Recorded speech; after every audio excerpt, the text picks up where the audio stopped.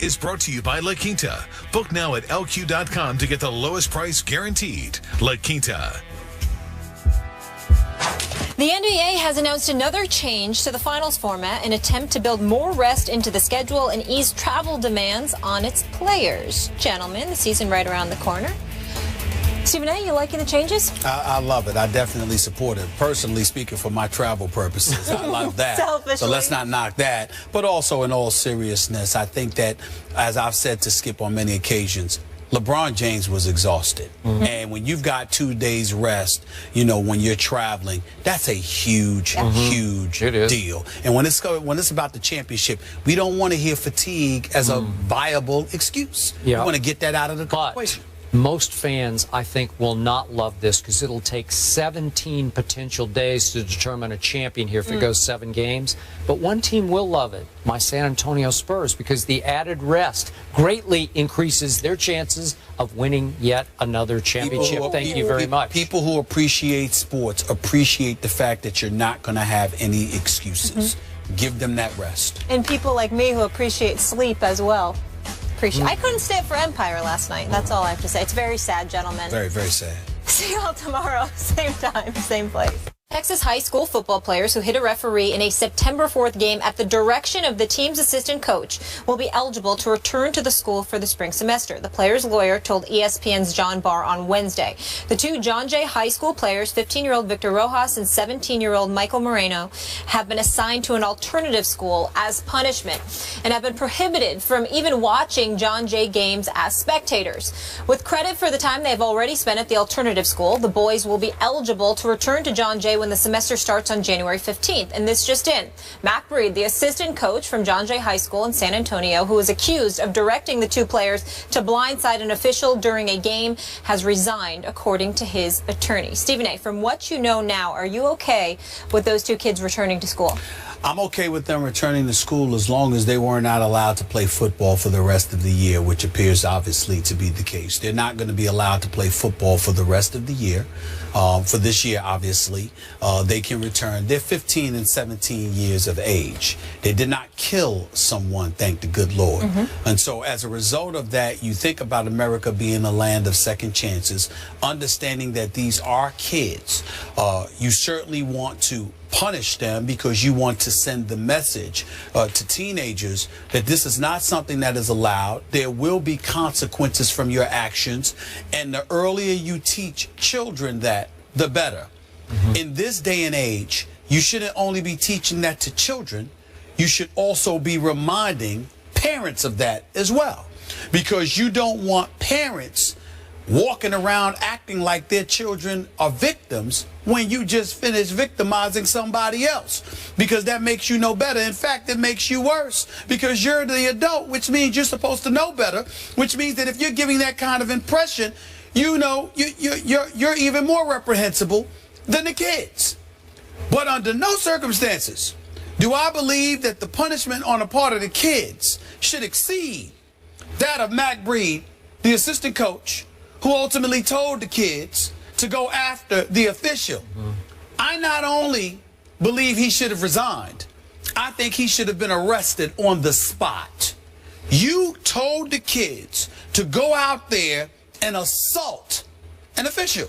That's what you did. They had on helmets, they had on pads, they were behind the official's back, went up to him, one blindsided him, and the other tried to spear him. That is assault. There is no way around it.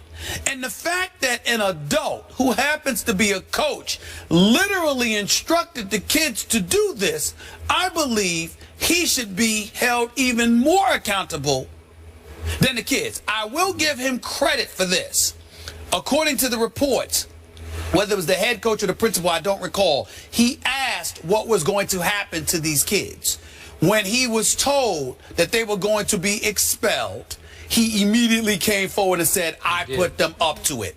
So in that regard, I applaud him from the perspective of he was willing to own up to it rather than throw them to the wolves. I do applaud him for that. The second he realized they were going to get punished for it, he stepped up and said it was me.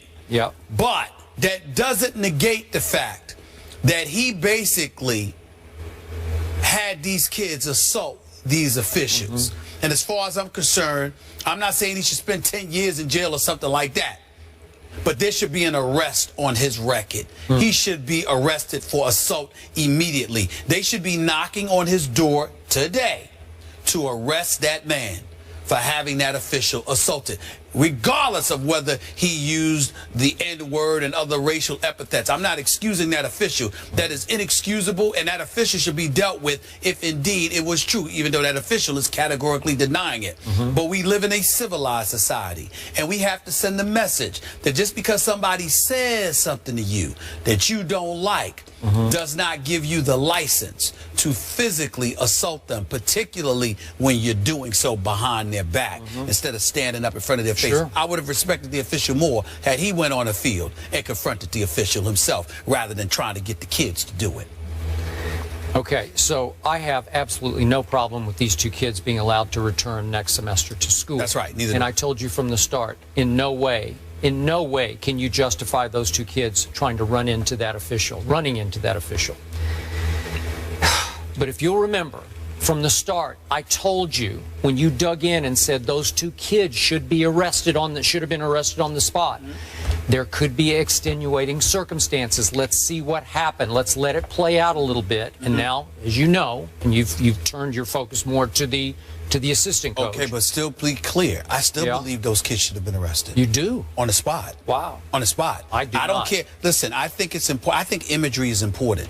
I think it's important for other kids. So you should arrest a 15 and a 17-year-old for following orders from their coach. I believe the kids, the other kids there, should have seen those two kids being taken away in handcuffs. I don't care if you let the kids out of jail in 2 hours. I think it's important for that imagery to allow kids to see what would have happened, what could happen to you if you engage in violence. Okay. That's what I still stand by that. I think you need to investigate first, find out exactly what just transpired. And again, to your point, big picture now, a number of the players on this team have accused this referee, he's denying all the above, of not only making outrageously bad calls against this the visiting team for the home team, but as you say, of using the N-word against some of these players and some terms that are offensive to Hispanics against some of these players. So we have all kinds of things going on that led or prompted the young assistant coach to order them to take it out on that referee by blindsiding him, running into him. Again, cannot justify that. But again, if you're ordered by your coach, man, I don't think that should result in an arrest. We seem to have a full story here. Yeah. Here's the difference between you and I. I am telling you right now, particularly because of the generation that we're living in, kids are not respecting their elders. They're not respecting authority. Don't even get me started with community and next door neighbors and how you don't have respect for those folks. I think imagery is essential to the upbringing of kids. Okay. You cannot assault a referee, even on a coach's orders, and then walk off the field like nothing happened and get to show up on Good Morning America with George Stephanopoulos talking about we were ordered to do it, and that's the repercussion. I am not in any way advocating that those kids should have been thrown behind bars. What I'm saying is it's incredibly important that they should have been arrested on the spot, even if it's something that's going to be expunged in a week. They should have been arrested on the spot, taken away by the cops for assaulting the police officer. The difference between my feeling about the kids and the coach is that I think after that you let them go, you keep them off the football team, but you allow them to return to school. Whereas with the coach, if you arrest them, they're going to spend at least one night in jail. That's fine. You can't get to the bottom of it. You know what? Ain't nothing wrong with one night. But the other part about it is this: that coach, I think that coach should be arrested. Okay, and treated like an adult who assaulted somebody. But remember, that is the difference. The kids are obeying and following the orders of a coach. One kid didn't, Skip. They were three of them that was told. One kid was wise enough. We're only talking about the two. Well, what I'm saying is one kid was wise enough to know better because of how, I don't know if how he was raised or just his natural intelligence. He was smart enough to know, look, I can't do that. I could get in trouble for that. The other two should have been. You're 15 and 17. You're not an adult, but you ain't some toddler. You knew better. You did it anyway. No, you're going to pay a price for that. You're going to pay a price for that. If I had a son and that been my son, I'd have whipped him. I'd have whipped him like he stole something. Okay, well, that's... And I don't even want to tell you what I would have done to the coach for giving him that order. Please. All right, let's leave it there. Drew Brees is banged up and the Saints are off to an 0-2 start, but will they turn it around? That's the discussion coming up.